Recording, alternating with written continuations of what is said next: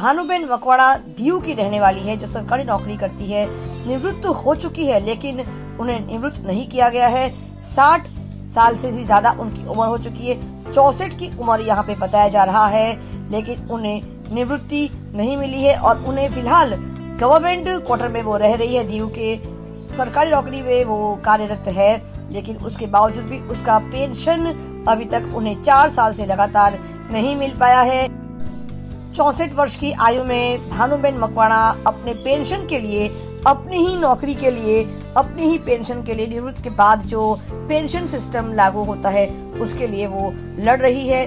क्या ये सच में उचित हो रहा है? इस निवृत्त 64 वर्षीय वरिष्ठ महिला के साथ ऐसे आचार भी किए गए हैं, उसको मारा पीटा भी गया है।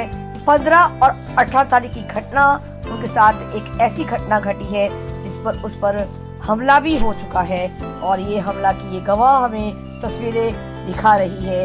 उनको इस कदर उनको मारा गया कि उनका फ्रैक्चर भी हो चुका है, वो अस्पताल में एडमिट भी रह चुकी है। क्या एक वरिष्ठ महिला, 64 वर्षीय महिला जो निवृत्त होने के कगार पर है, उसको सरकारी क्वार्टर, सरकारी घर को खाली करने के लिए इस प्रकार से उस पर हमला किया गया है? क्या ये उचित है? आइए सुनते हैं भानुबेन मकवाणा की जुबानी कि आखिर 15 और 18 तारीख को उनके साथ क्या हुआ था। શું નામ તમારું? મારું નામ ભાનુબેન શાંતિલાલ મકવાણા. હું ઈસીની બાઈ. હું ઘોઘલા હોસ્પિટલમાં કામ કરું છું. હું ગવર્મેન્ટ ક્વાર્ટરમાં રહું છું. મારી ઉંમર છે 60 ને 66. મારા ધણીની સર્વિસ પર છે. 15 તારીખે શું થયું બેન? 15 તારીખે હું ગમ સાફ કરતી હતી.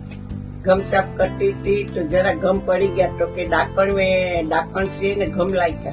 ભાઈ હું ઘઉં વીણી લઈ.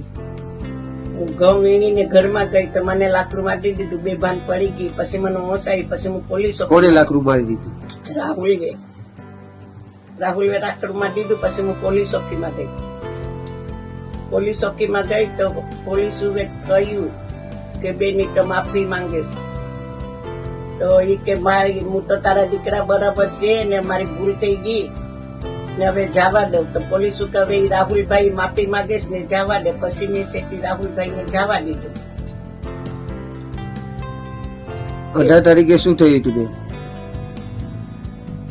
18 તારીખે મારે સેટી હું મારી જાતિ વખાણતી હતી. કે ભાઈ જાતિ હું કરવા વખાણું?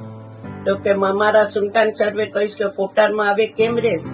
હવે તે એને રિટાઈ આપી દીધી ને કોટરમાં મારી કુટીને એને કાઢી મૂકો. તો ભાઈ મને રિટાઈ આપી નથી. મને રિટાઈ નો ઓર્ડર આપીએ, મારી પેન્શન આપીએ, પછી સરકારનું છે કોટર સોંપી દીધું. એમ કર્યું ને ઘરમાં ઘરી ગયા. નહીં તું ઘરમાંથી બારી સસ નીકળ કોટરમાંથી. અમારા સુલતાન સર્વે કહેલું છે કે એને મારકૂટ કરીને એને કાઢી મૂક. મને ઘરમાં ઘરી ગયા ને ઢીકાને પાટોને મારે. તો એ કે મારા સુલતાન સાહેબે કહીશ કે પોલીસ મેરે જાય ને તો એ બાઈનો કેસ લે નહીં. ઘરમાં કરીને મારકૂટ કરવામાં ને મારું આંગળું રાહુલભાઈ ભાંગી લાગ્યું. આંગળું ભાંગી લાગ્યું. આવો પોલીસો મને બસાવો, મારું આંગળું ભાંગી લાગ્યું. તને કોઈ પોલીસો બસાવવા આવે ને. અમારે તો સુલતાન સાહેબે કહેલું જ છે કે એને મારકૂટ કરીને જેમ બને એમ એને કાઢી મૂકો. મને મારકૂટ કર્યો, મારું આંગળું ભાંગી લાગ્યું. તો પોલીસ ચોકીમાં વયા ગયા. પોલીસ ચોકીમાં ગયા ને મને નાટમું ઠોકતી મારું આંગળું ભાંગી લાગ્યું. પોલીસોને કહ્યું કે મારું આંગળું તૂટી ગયું છે. તો પોલીસે તો મને કોઈ જે જવાબ જ દીધો નહીં. હું મારી રીતે પછી દવાખાનામાં ગઈ. સરકારે તમને પેન્સિલ પેપર કેમ નથી આપ્યા? અમારા સ્ટાફના માણસે અંધારામાં મને રાખી. સરકારે તમને પેન્સિલ પેપર કેમ નથી આપ્યા? મારા ડિપાર્ટમેન્ટ મને અંધારામાં રાખી. મને વાવાઝોડામાં કામ કરવાયું, મને કોનડામાં કામ કરાયું. આ દુર્ઘટનામાં કોનો હાથ છે? સુલતાન સર નો છે. સુલતાન સર મેરે હું મારા પેન્શનના કાગળિયા લાગે રીતાઈના. મને આપો તો કે નહીં, તને આપીએ નહીં અમે. ને મને આપ્યું નહીં ને મારી પાસે જાનથી હુમલો કરાયો. સરકાર પાસે તમારે શું માંગણી છે? સરકાર સાહેબ અરે હું માફી માંગુ છું. મારા મોટા સાહેબો, હું ગરીબ બાઈ છે, હું વિધવા બાઈ છે, મારા ધણીની નોકરી છે.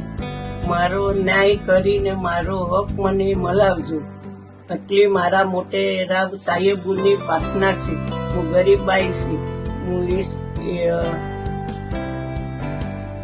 હું ગરીબ બાઈ છે, હું વિધવા બાઈ છે. મારી વાહે કોઈ નથી. હું એટલી છે કમાઈને ખાસ, મને કોઈનો આધાર નથી. તમે આપ સરકાર છે, મને હું કામ કર્યું તો મને પેન્શન અપાવો. હું શું કામ? उज्जवल भारत न्यूज, देश की प्रखर आवाज, सीमा भट्टाचार्य।